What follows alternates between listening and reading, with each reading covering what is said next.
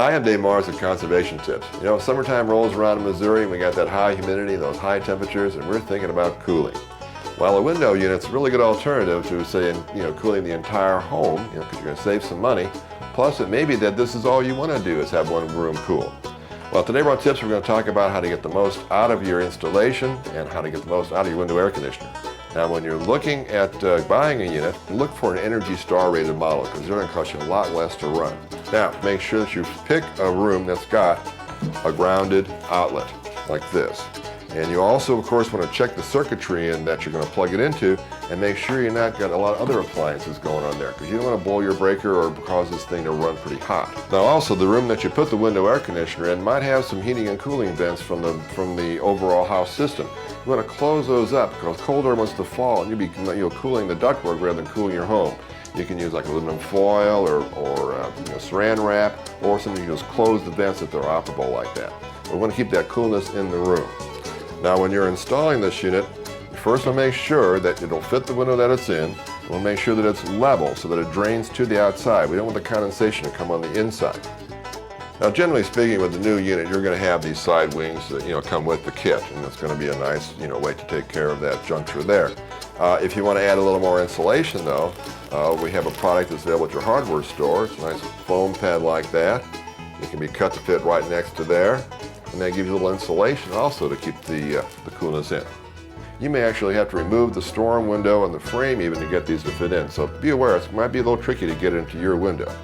Now once you get it in like this, we want to make sure that we've got some boards cut up here. Little short pieces of wood like this will help ensure that no one can open this window and either take your window unit out or get into your home. You need to go ahead and make sure that the edges around here aren't going to let in unwanted heat or of course some bugs that you might not want crawling in. Now I chose to use some foil tape along here because it's pretty durable, holds up, easy to take off. But if this kind of Christmas-like appeal to it isn't what you want, you might want to go ahead and just put some clear vinyl tape on it like this. The idea though is to kind of keep those gaps limited. Now underneath, if you don't have a big board like this that we had to install to get the unit up, you might try some backer rod like this. This works very well to cram into a small area like this.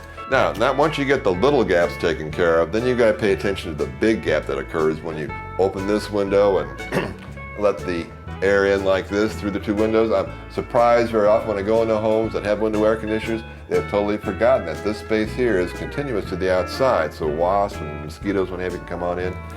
Now, with the kit, the air conditioner, you can get a spongy rubber weather stripping piece like this.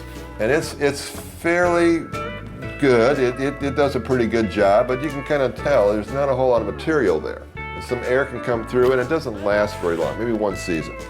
What I like to use is a pipe wrap like this. It's a very dense foam. It comes split like this so that you can kind of squish it like that in place. And it does a really good job of getting in between the two window spaces and sealing it up nice and tight. The other advantage is that it'll last you from season to season, and the extra piece of pipe wrap that you might have, well, you can use it on your hot water pipes and save a little money that way too. Now we got all those details taken care of, and we're sure that our circuit's not overloaded before we turn this thing on. And a lot of new units have a lot of different settings that you can use, sleep setting timers and what have you, so that while you're gone you don't have to have a run. Ideally though, you want to make sure that once you start to cool that you keep it cooled, because the humidity is what kills the air conditioning efficiency. And if a lot of humidity comes back into the home, then this has to work about twice as hard to cool you off. Now this being a new unit, of course, there's no problem with the filter. It's nice and clean, but if you've had a unit in place for a while, make sure you clean these off.